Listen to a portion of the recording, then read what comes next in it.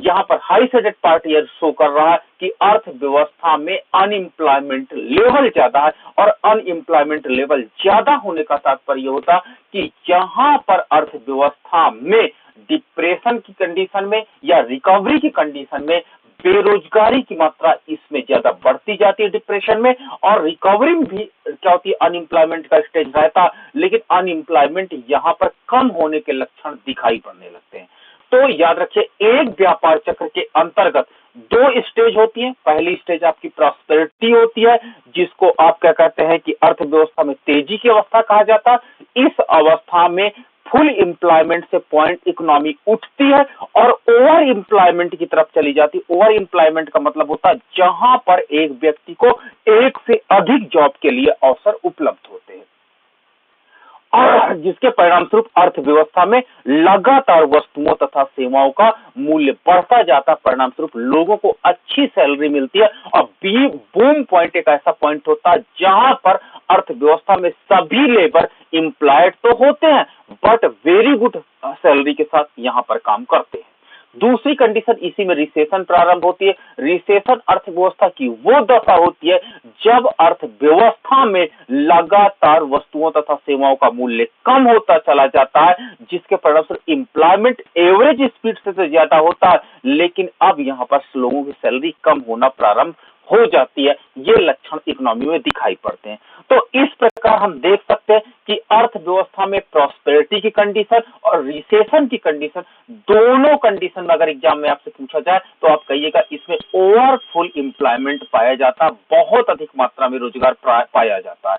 लेकिन आपका डिप्रेशन की कंडीशन और रिकवरी की कंडीशन में अनएम्प्लॉयमेंट पाया जाता है। डिप्रेशन में लगातार अनएम्प्लॉयमेंट बढ़ेगा, और क्या होता है, रिकवरी में लगातार अनएम्प्लॉयमेंट रेट घटेगा।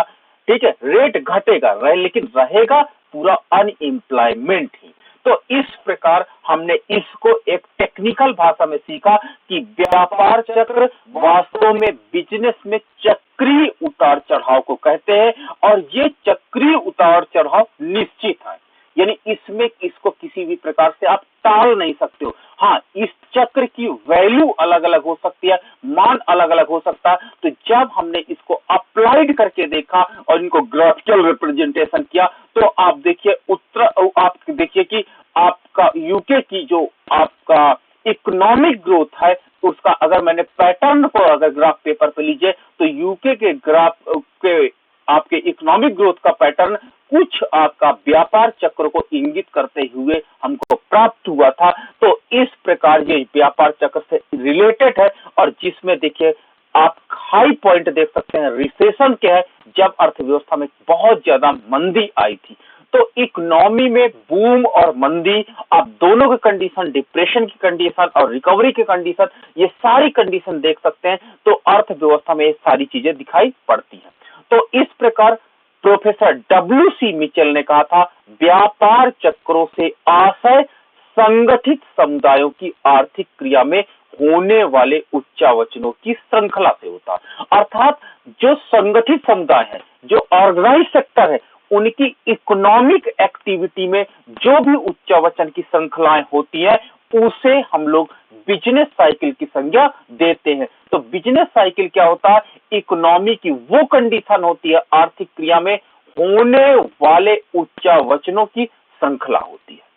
यानी जो भी हमारे पास इकोनॉमिक एक्टिविटी में जो वृद्धि, समृद्धि या मंदी दिखाई पड़ती है, उसको डब्ल्यू.सी. मिचेल ने कहा वो हमारे पास इकोनॉमी में ट्रेड साइकिल कहलाएगा। अर्थात इनके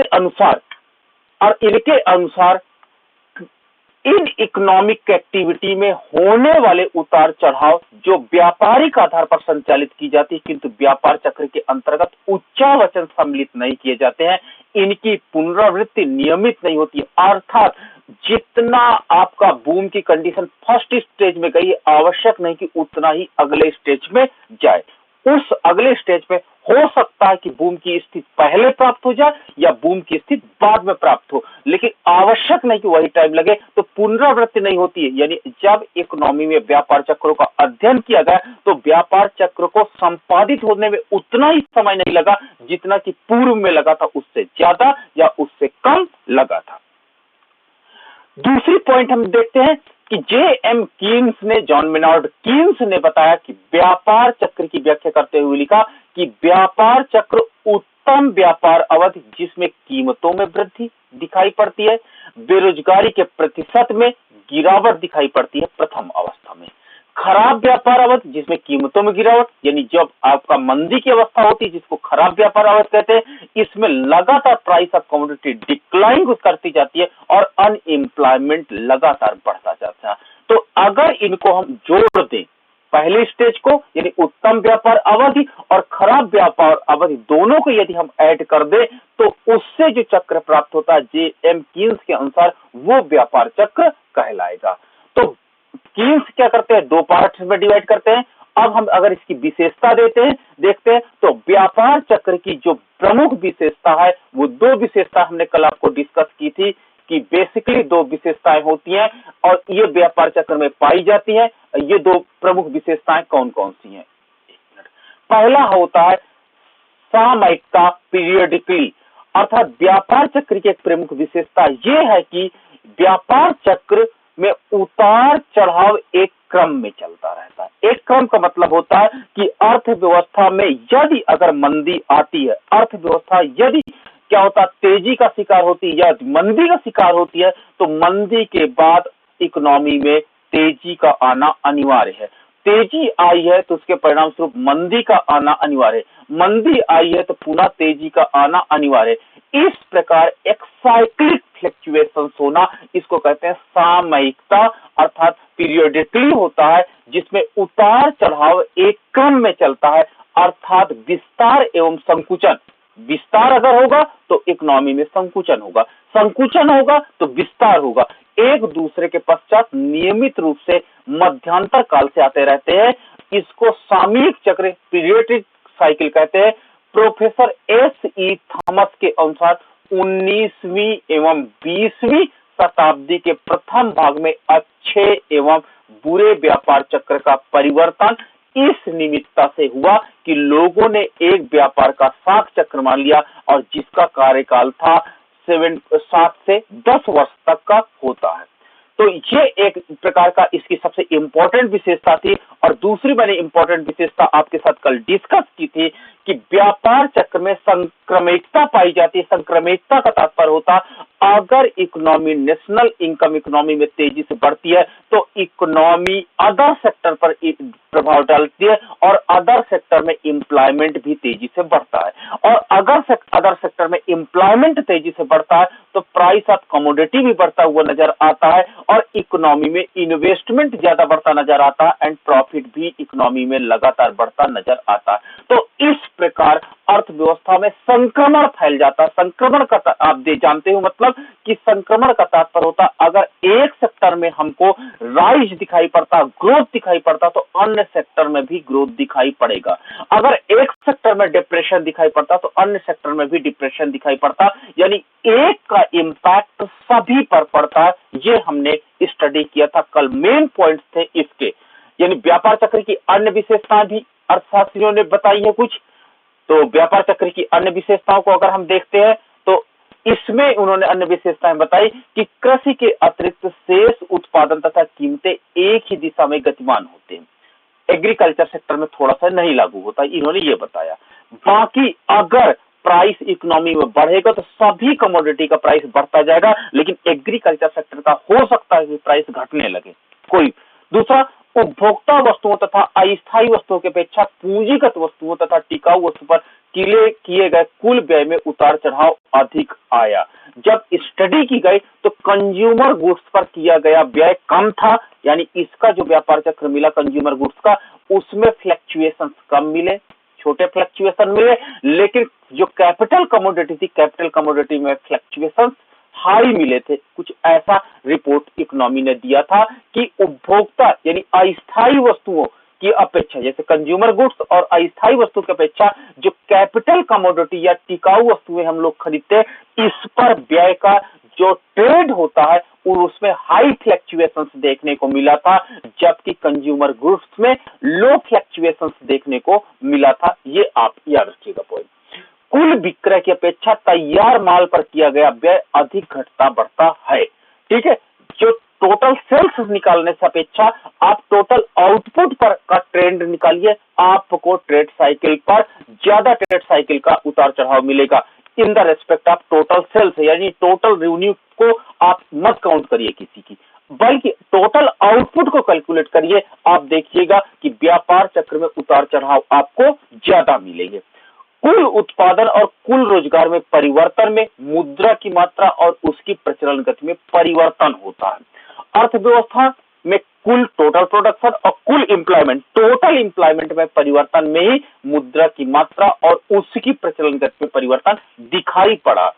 कृषि पदार्थों की कीमत लचीली होती है किंतु निर्मित वस्तुओं की कीमतें दृढ़ होती हैं। एग्रीकल्चर सेक्टर में आपने देखा होगा कि लोग बार्गेनिंग बहुत ज्यादा करते हैं और इनकी प्राइस क्या होते हैं, बहुत अधिक चेंज होते रहते हैं, जबकि जो मैन्युफैक्चर्ड कमोडिटी होती है उसमें अधिकतर आपको प्राइस चेंजेस दिखाई नहीं पड़ेंगे। फिर मैंने आपको कल डिस्कस किया था कि व्यापार चक्र की कितनी अवस्थाएं होती हैं, और एग्जाम में मैं जब पहली बार यूजीसी नेट दिया था तो मैंने एक गलती कर दिया था। उसमें पूछा गया था एग्जाम्स में कि व्यापार चक्र की कौन कौन सी अवस्थाएं होती है और सबसे पहली कौन सी अवस्था आती है, सबसे पहली कौन सी अवस्था आती है। तो मैंने क्या किया था, उसमें आपका 4 अवस्थाएं होती हैं, तो आपने देखा होगा। तो मैंने वहां पर पहली अवस्था, क्योंकि मेरे दिमाग में ये चल रहा था, व्यापार चक्र मैंने सारी बुक्स में पढ़ा था, तो व्यापार चक्र ऐसे समझाया गया था मुझे। तो ये जो आपका प्रॉस्पेरिटी कंडीशन होती है, ये मुझे लगा था कि ये पहले आती है, तो मैंने वहां पर एग्जाम में टिक कर दिया था प्रॉस्पेरिटी।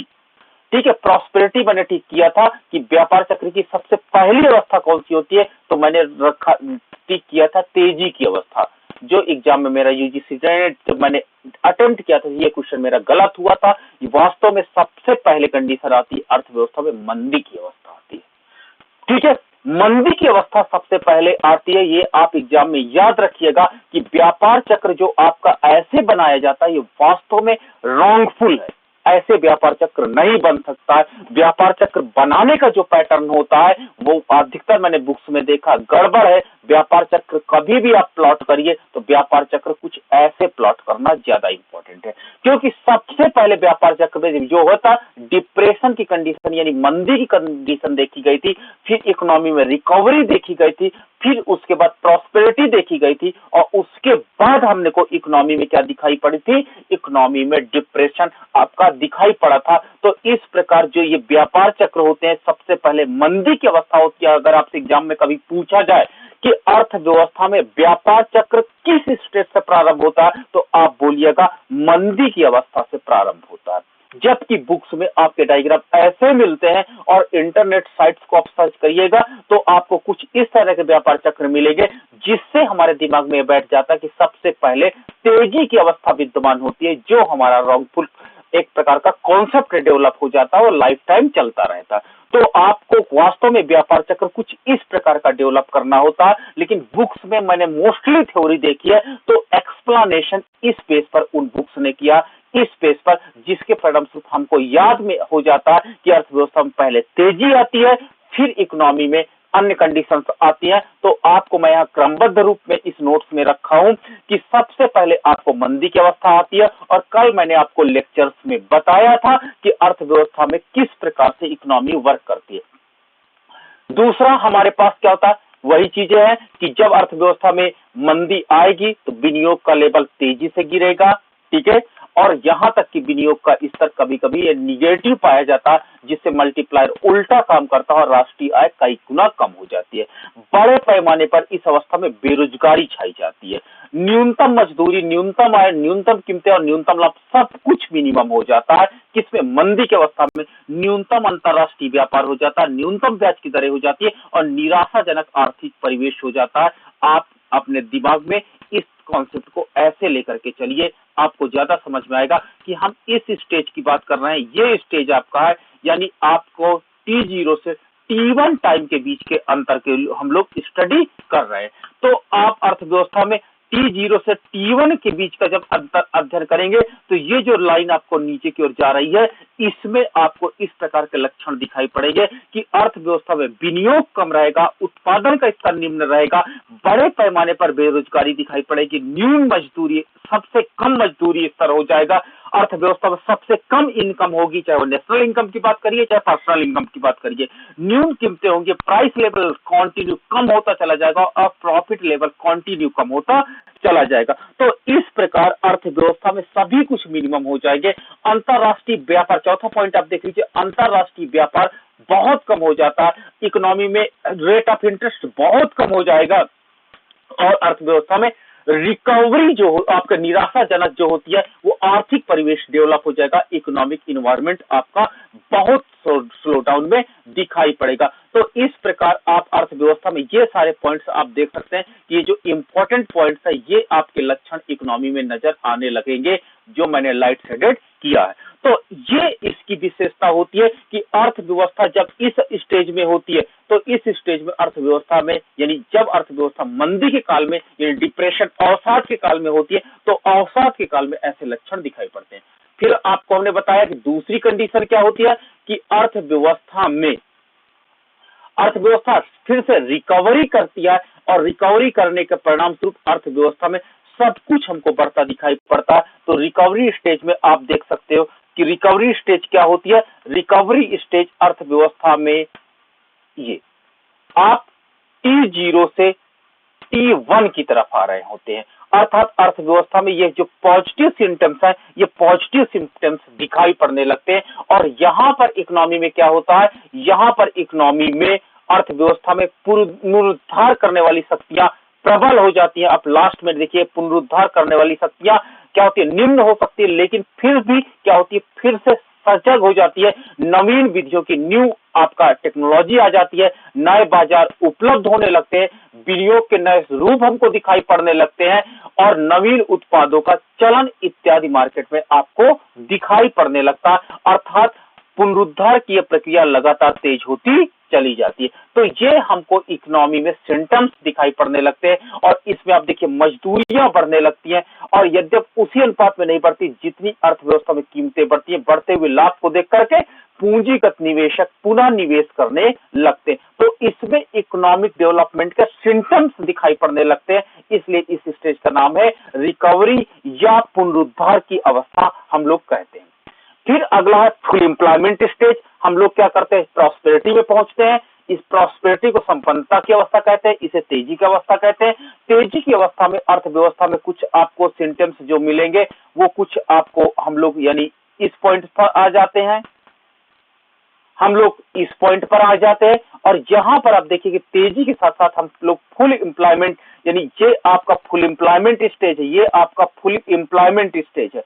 फुल एम्प्लॉयमेंट स्टेज से ओवर एम्प्लॉयमेंट की तरफ हम लोग बढ़ते चले जाते हैं, ओवर एम्प्लॉयमेंट की तरफ बढ़ते चले जाते हैं। ये हमने भी देखा पॉइंट्स को। तो इसमें क्या होता है, अर्थव्यवस्था में फुल एम्प्लॉयमेंट होता है, पूर्ण रोजगार की अवस्था होती है, आर्थिक क्रिया अनुकूलतम स्तर पर पहुंच जाती है, ऑप्टिमाइजेशन पर हम लोग पहुंच जाते हैं, रोजगार पूर्णतया पहुंच जाता है, फुल एम्प्लॉयमेंट पर हम लोग पहुंच जाते हैं और उसके परिणाम स्वरूप काम करने के इच्छा रखने वाला व्यक्ति कोई भी बेरोजगार नहीं रहता है और उत्पादन, मजदूरियां, कीमतें, आय सभी आय में स्वामित्व आ जाता और लगातार इनका अवस्था बढ़ती चली जाती। तो याद रखिएगा हम लोग फुल एम्प्लॉयमेंट स्टेज की बात करते हैं, पूर्ण रोजगार की अवस्था कहां पर है। लोग अधिकतर क्या करते हैं, मैंने देखा एग्जाम्स में फुल एम्प्लॉयमेंट स्टेज को वो लोग जब डिफाइन करते हैं तो थोड़ा सा उनका कॉन्सेप्ट गलत हो जाता है और इकोनॉमी में अगर ये है तो इकोनॉमी में एवरेज लाइन के ऊपर, ये जो एवरेज लाइन के ऊपर का पॉइंट है मैं यहां पर आपको दिखा रहा हूं, रेड कलर से दिखा रहा हूं, रेड कलर से आप देखिएगा, हाँ ये आपका पॉइंट फुल एम्प्लॉयमेंट पॉइंट है, ये आपका पॉइंट फुल एम्प्लॉयमेंट पॉइंट है, ये फुल एम्प्लॉयमेंट पॉइंट है। और एग्जाम में मैंने लोगों को देखा है तो लोगों ने फुल एम्प्लॉयमेंट पॉइंट को इसको दर्शाया है, इस पॉइंट को फुल एम्प्लॉयमेंट पॉइंट दर्शाया जो मैं ऑरेंज से आपको दिखा रहा हूं, इस पॉइंट को फुल एम्प्लॉयमेंट पॉइंट दर्शाया, बल्कि ये ओवर एम्प्लॉयमेंट पॉइंट है। ओवर एम्प्लॉयमेंट पॉइंट का मतलब होता है अर्थव्यवस्था में यहां पर जितना लोगों को रोजगार है, ओवर एम्प्लॉयमेंट स्टेज है, यानी अर्थव्यवस्था में जितनी रिक्वायरमेंट है उससे लेबर की संख्या कम है।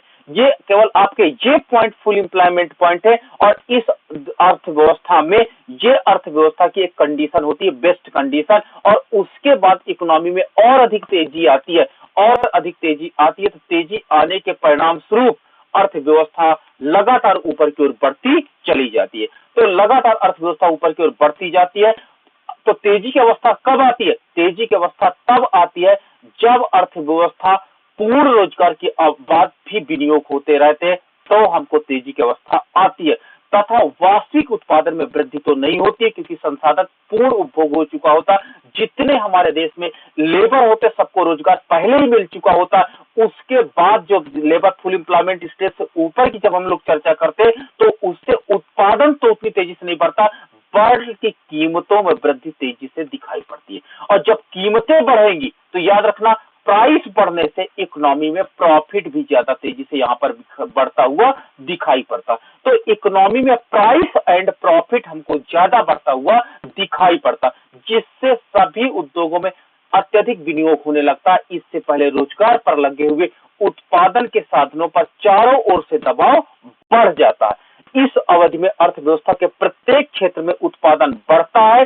ठीक है, अब इकोनॉमी में क्या होता है, जो आपकी नेशनल इनकम होती है वो बढ़ती हुई दिखाई पड़ती है। नेशनल इनकम बढ़ती हुई दिखाई पड़ने का तात्पर्य होता है कि अर्थव्यवस्था, मैंने बताया था नेशनल इनकम क्या होती है। नेशनल जो इनकम होती है वो अधिकतर आपका जीडीपी और विदेशों से प्राप्तियों का योग होता है। अब जीडीपी क्या होती है, पी इंटू क्यू होती है। तो अर्थव्यवस्था में क्यू का मान तो बहुत कम बढ़ता है, क्यू का मान हम ये एक्सेप्ट करते हैं, बट क्यू की अपेक्षा पी में वृद्धि तेजी की अवस्था में ज्यादा होती है, जिससे आपको इकोनॉमी में नेशनल इनकम बढ़ती हुई दिखाई पड़ती है। लेकिन रियल में नेशनल इनकम उतनी तेजी से नहीं बढ़ती जितनी इस अर्थव्यवस्था में तेजी की अवस्था में दिखाई पड़ती है। तो ये हमारे पास एक विशेष कैरेक्टरिस्टिक आपको रेडी हो जाता है कि अर्थव्यवस्था में तेजी की अवस्था दिखाई पड़ती है।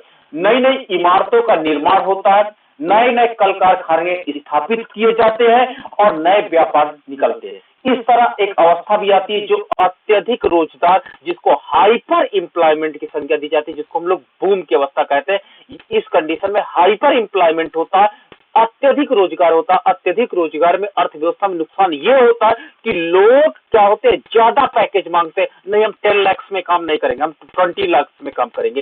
परिणाम स्वरूप लोग जल्दी जल्दी जॉब बदलते हैं अच्छे वेतन के चक्कर में। तो यहाँ पर एम्प्लॉयमेंट बहुत ज्यादा मिलता है, तो इसलिए वेतन बहुत ज्यादा मिलने लगता है। और अर्थव्यवस्था में जब वेतन ज्यादा मिलने लगता है तो लोग बार बार अपने जॉब को चेंज करते चले जाते।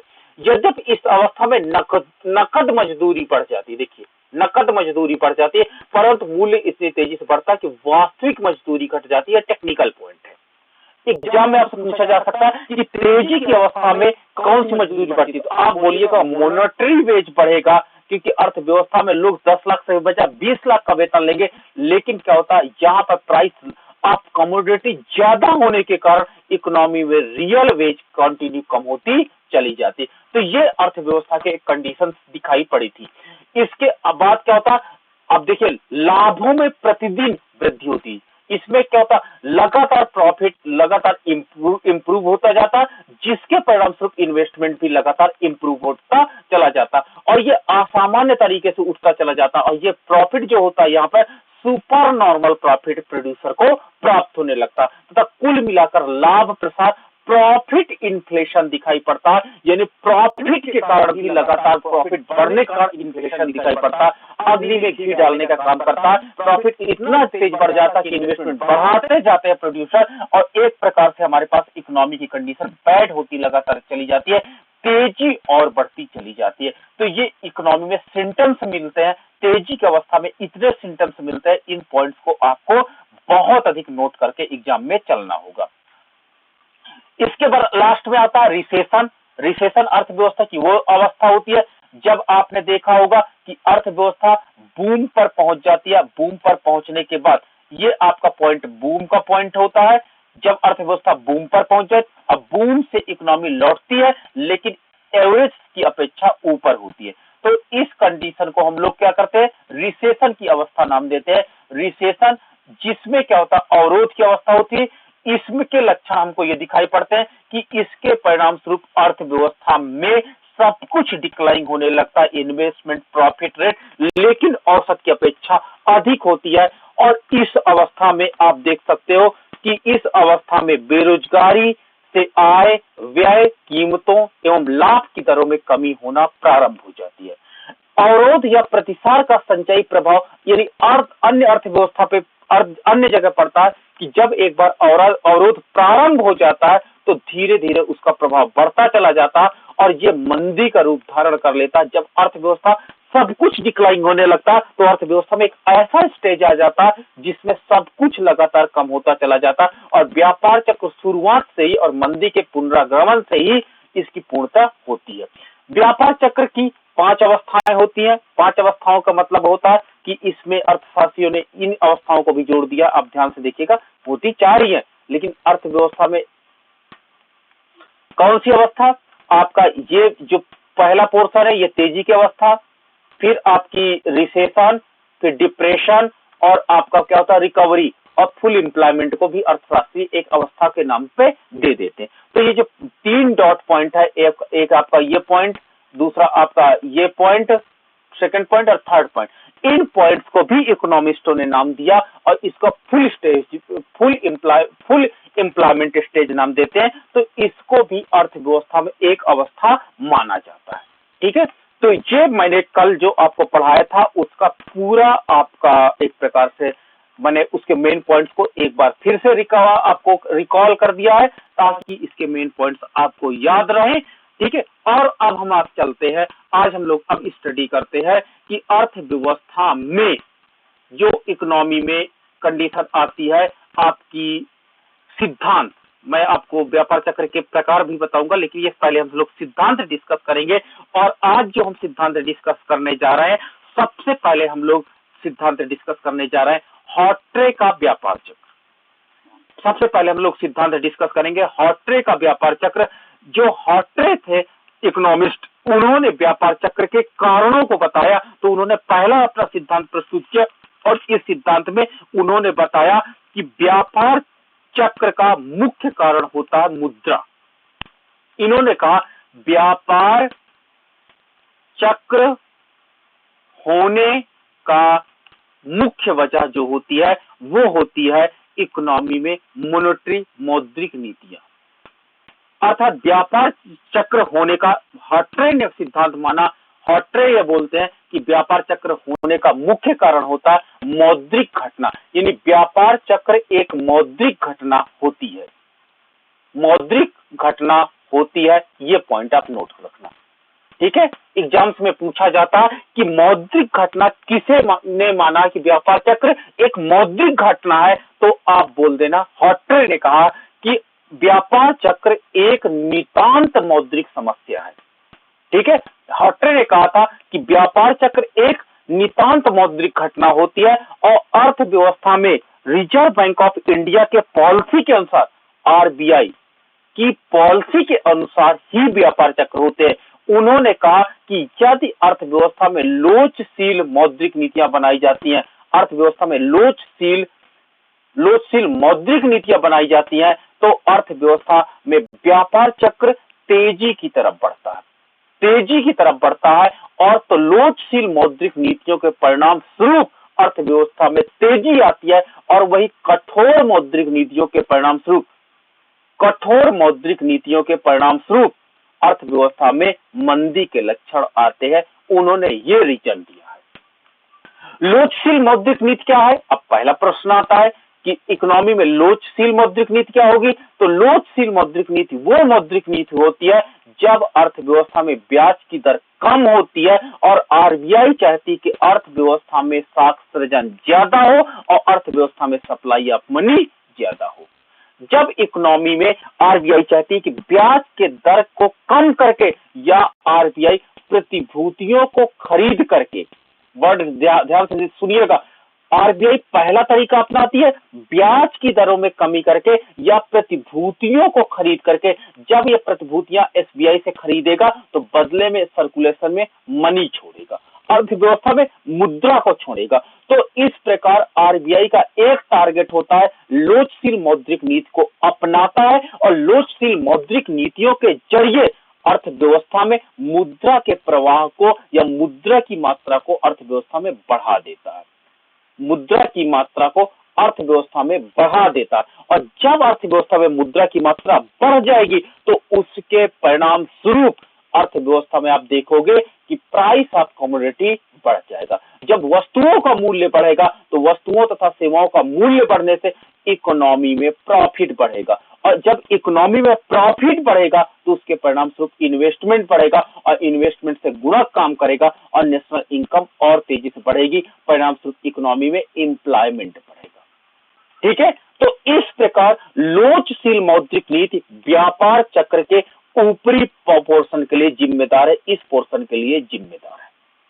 जो आपका ये पोर्शन है, ये पोर्शन वास्तव में लोचशील मौद्रिक नीति का पार्ट होता है। लेकिन जब अर्थव्यवस्था में बैंक क्या करती है, कठोर मौद्रिक नीति अपनाती है, कठोर मौद्रिक नीति अपनाती है, तो ये क्या करते हैं, क्योंकि आरबीआई के पास सारा कोष खाली हो जाता है, अर्थव्यवस्था में सारी मुद्रा डाल देता, तो कठोर मौद्रिक नीति अपनाता, और कठोर मौद्रिक नीति के अंतर्गत अर्थव्यवस्था में ब्याज की दरें बढ़ा देता है। पहला आरबीआई काम करता है, ब्याज की दरें बढ़ा देता है। ब्याज की दरें जब बढ़ा देता है तो उसके परिणाम स्वरूप अर्थव्यवस्था में लोग इन्वेस्टमेंट को कम कर देते हैं। भाई उत्पादक या व्यापारी लोन क्यों ले, तो निवेश कम हो जाता है, जिसके परिणाम स्वरूप गुणक क्या होता है, कम काम करता है, और अर्थव्यवस्था में राष्ट्रीय आय गिरने लगती है। दूसरी तरफ प्रतिभूतियों को वापस करने लगता है। कौन? प्रतिभूतियों को रिजर्व बैंक ऑफ इंडिया वापस करने लगेगा, तो वापस करेगा तो परिणाम स्वरूप एसबीआई को पैसा देना पड़ेगा। क्यों? क्योंकि प्रतिभूतियां जब वापस कर रहा तो आरबीआई को एसबीआई द्वारा पैसा पेमेंट करना पड़ेगा, तो अब एसबीआई के पास कैश नहीं होगा। कैश का मतलब आपका उच्च शक्ति मुद्रा नहीं होती, हॉट पावर मनी खत्म हो जाएगी, हॉट पावर मनी खत्म हो जाएगी, जिसके परिणाम स्वरूप अब क्रेडिट क्रिएशन नहीं कर पाएगा, साख सृजन नहीं कर पाएगा, जो एसबीआई बहुत तेजी से साख सृजन करता है, जिसके परिणाम स्वरूप अर्थव्यवस्था में क्या होता है कि अब मनी फ्लो कम हो जाएगा। जब मनी फ्लो कम होगा तो प्राइस ऑफ कमोडिटी कम होता चला जाएगा, और प्राइस ऑफ कमोडिटी कम होगा तो प्रॉफिट कम होता चला जाएगा, और अर्थव्यवस्था में व्यापार चक्र जो होगा, व्यापार चक्र में हम लोग इस स्टेज पर काम करने लगेंगे। ये जो आपका स्टेज होगा, इस स्टेज पर हम लोग कार्य करेंगे। तो चलिए अब दोनों मौद्रिक नीति का व्यापार चक्र पर कैसे इंपैक्ट पड़ता है, इसको एक सिस्टमेटिक तरीके से हम लोग देखते हैं। सबसे पहले आप देखिएगा कि जब reserve bank of India easy going यानी लोचशील मौद्रिक नीति अपनाती है, लोचशील मौद्रिक नीति अपनाती है, तो लोचशील मौद्रिक नीति के परिणाम स्वरूप, मॉनेटरी पॉलिसी के परिणाम स्वरूप आरबीआई पहला काम करेगी कि ब्याज की दरों में कमी करेगी। तो जब ब्याज की दरें कमी करेगी तो इकोनॉमी में दो लोग होते हैं, एक आपके होते हैं निवेशक और एक अर्थव्यवस्था में होते हैं व्यापारी। ठीक है, दोनों का अंतर आप समझिएगा। व्यापारी क्या करते हैं, वो लोन लेकर के स्टॉक मेंटेन करते हैं। आप जानते हो स्टॉक मेंटेन करते हैं किसके लिए, वो क्या करते हैं, उत्पाद को खरीदते हैं बाजार से और बाजार में उसे थोक के भाव खरीदते हैं तथा फुटकर बाजार में उसे उतार देते हैं। तो ये स्टॉक मेंटेन करते हैं। तो जब ब्याज की दरें कम होती है तो व्यापारी क्या करते हैं, ज्यादा से ज्यादा ऑर्डर देते हैं, ऑर्डर देते हैं, और वो मार्केट में पूर्ति करने के लिए तो ऑर्डर देते ही देते हैं, साथ ही साथ अपने स्टॉक में भी भर लेते हैं। कहते हैं बाजार में ब्याज की दर कम है तो चलो बाजार में आपूर्ति के लिए मैं 100 यूनिट प्रोडक्ट तो ले रहा हूं, 200 यूनिट क्यों ना ले लिया जाए, 100 यूनिट हम लोग स्टॉक में रख लेंगे, जब कभी आवश्यकता पड़ेगी तो बेच देंगे। तो इस प्रकार जब ब्याज की दरें कम होती हैं तो व्यापारी व्यापार करने के लिए ऑर्डर तो देता ही देता है एजेंसी को, साथ ही साथ स्टॉक को मेंटेन करने के लिए भी ऑर्डर देता है। तो जिसके परिणाम स्वरूप निवेशकों को आप कहेंगे ग्रेट ऑर्डर प्राप्त हो जाता है, बहुत ज्यादा ऑर्डर प्राप्त हो जाता है। बहुत ज्यादा ऑर्डर प्राप्त हो जाता है। तो इस ऑर्डर को कंप्लीट करने के लिए ये ज्यादा से ज्यादा इन्वेस्टमेंट करता है, क्योंकि ब्याज की दरें कम होती है। जब ब्याज की दरें कम होती है तो ज्यादा से ज्यादा इन्वेस्टमेंट करता है और मल्टीप्लाई काम करता है, इकोनॉमी में लोगों को इनकम बढ़ जाती है। जब इनकम बढ़ेगी तो याद रखिएगा, इनकम बढ़ने से इकोनॉमी में प्राइस क्या हो जाएगा, बढ़ जाएगा। जब क्योंकि इनकम बढ़ेगी तो लोगों की डिमांड बढ़ेगी, और लोगों की डिमांड बढ़ेगी तो इकोनॉमी में प्राइस बढ़ेगा। प्राइस बढ़ने से आप याद रखिएगा प्रॉफिट बढ़ेगा। किसका प्रॉफिट बढ़ेगा? इकोनॉमी में निवेशकों का प्रॉफिट बढ़ेगा। निवेशकों का प्रॉफिट बढ़ने से व्यापारियों का भी प्रॉफिट बढ़ जाएगा। इस प्रकार अर्थव्यवस्था में दोनों व्यक्तियों का प्रॉफिट बढ़ेगा, और अर्थव्यवस्था में आप देखिएगा इकोनॉमी तेजी से रैपिडली ऊपर की ओर उठेगी तेजी से, यानी एवरेज स्पीड की अपेक्षा ये स्पीड ज्यादा होगी, और इकोनॉमी में हम लोग बूम की कंडीशन को प्राप्त कर लेंगे। अब आरबीआई का पूरा कोष खाली हो गया। आरबीआई ने ब्याज की दरें कम करके और प्रतिभूतियां मार्केट में क्या करते, प्रतिभूतियों को मार्केट में लॉन्च करने का तात्पर्य क्या होता है कि अर्थव्यवस्था में प्रतिभूतियां क्या होती है, वापस करके प्रतिभूतियां ज्यादा लेकर के अर्थव्यवस्था में मुद्रा की पूर्ति को बढ़ा देता है। अर्थव्यवस्था में मुद्रा की पूर्ति को प्रतिभूतियों के माध्यम से और ब्याज की दर के माध्यम से, ब्याज की दर इसके माध्यम से अर्थव्यवस्था में निवेशकों और व्यापारियों के लिए काफी अधिक राहत हो जाती है, और राहत होने के परिणामस्वरूप जब प्रतिभूतियां ले लेता तो मनी फ्लो इकोनॉमी में बढ़ जाता। ब्याज की दरें कम कर देता तो इकोनॉमी हमारी लगातार बूम की कंडीशन होती रहती है। लेकिन एक स्टेज के बाद आरबीआई का अब कोष खाली हो गया। आरबीआई ने इकोनॉमी में देखा कि जो प्राइस ऑफ कमोडिटी है वो बहुत ज्यादा बढ़ गया है। आरबीआई ये चेक करती है इकोनॉमी में सप्लाई ऑफ मनी बहुत ज्यादा हो गई है, तो अब आरबीआई क्या करती है, कठोर मौद्रिक नीति अनुपालन करने का आदेश करती है, क्योंकि RBI reserve bank of India का सारा कोष खाली हो जाता है, तो अब कठोर मौद्रिक नीति अपनाती है। और जब कठोर मौद्रिक नीति अपनाती है तो अर्थव्यवस्था में वो ब्याज की दरें क्या कर देती है, बढ़ा देती है। देखो, अब ब्याज की दरें बढ़ाने से, अब यहाँ एक टेक्निकल पॉइंट आप समझना, जब ब्याज की दरें बढ़ा देगी तो उसके परिणाम स्वरूप निवेशक क्या करेंगे, निवेशक जो होंगे वो निवेश कम करेंगे। ठीक है, निवेश कम करते हैं, जब निवेश कम करेंगे तो मल्टीप्लायर उल्टा काम करेगा और अर्थव्यवस्था में राष्ट्रीय आय कम हो जाएगी। और ब्याज की दर अधिक होने के परिणाम स्वरूप आप याद रखना, व्यापारी पहले क्या करते थे, व्यापारी जो थे पहले व्यापार करने के लिए और स्टॉक मेंटेन करने के लिए दो प्रकार का लोन लेते थे। अब केवल वो व्यापार को संपादित करने के लिए लोन लेंगे, स्टॉक मेंटेन नहीं करेंगे।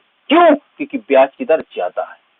ठीक है, तो अर्थव्यवस्था में आप ध्यान से देखना कि हम लोग जो ये तेजी की अवस्था थी, यहां से आपकी कठोर मौद्रिक नीति अब लागू हो गई। कठोर मौद्रिक नीति के परिणाम स्वरूप आपकी इकोनॉमी कुछ ऐसी हो जाएगी। क्यों? क्योंकि अर्थव्यवस्था में थोड़ा सा निवेश कम होगा, और साथ ही साथ अर्थव्यवस्था में व्यापारी अब एक प्रकार का लोन लेगा, दो प्रकार के लोन नहीं लेंगे।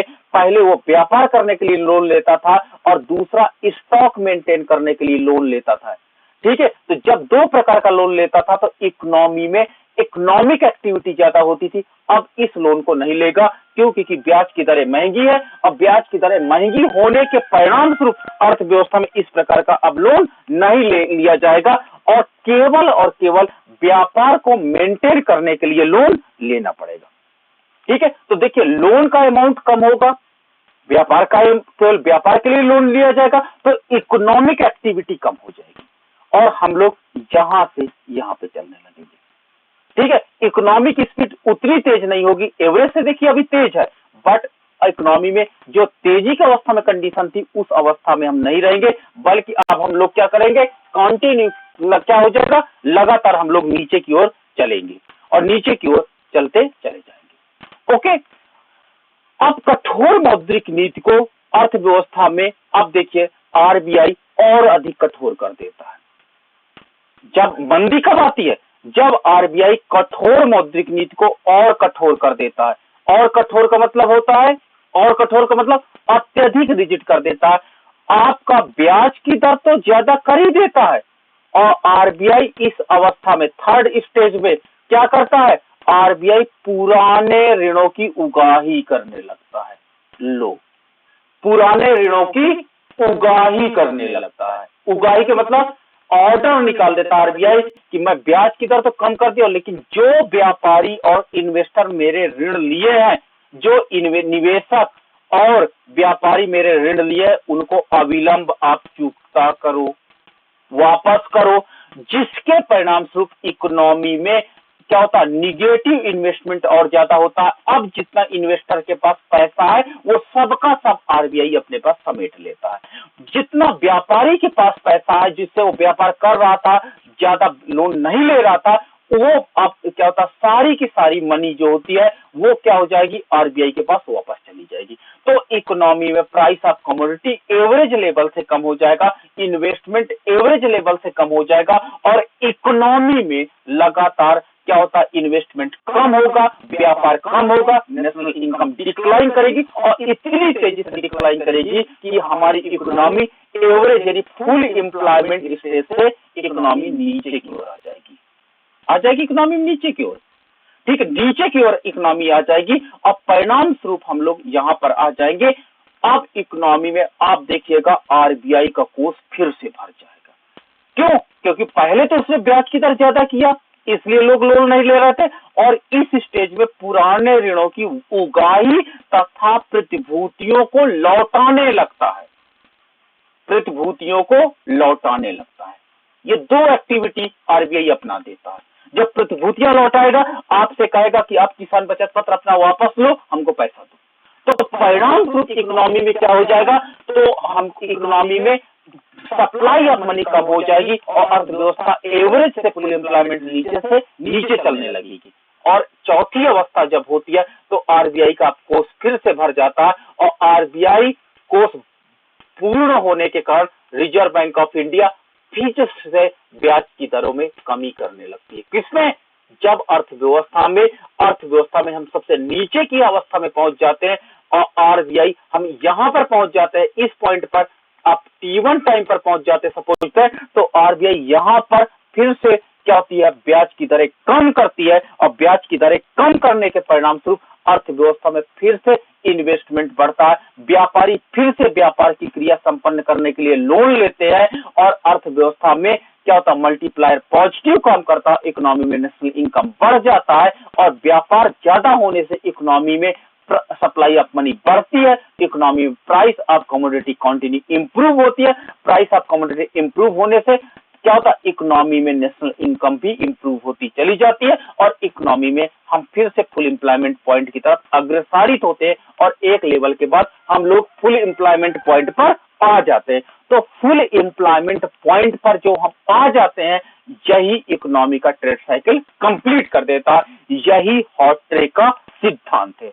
तो चलो हॉट्रे के सिद्धांत को ब्रीफिंग कर लेते हैं। पहला स्टेज तेजी की अवस्था।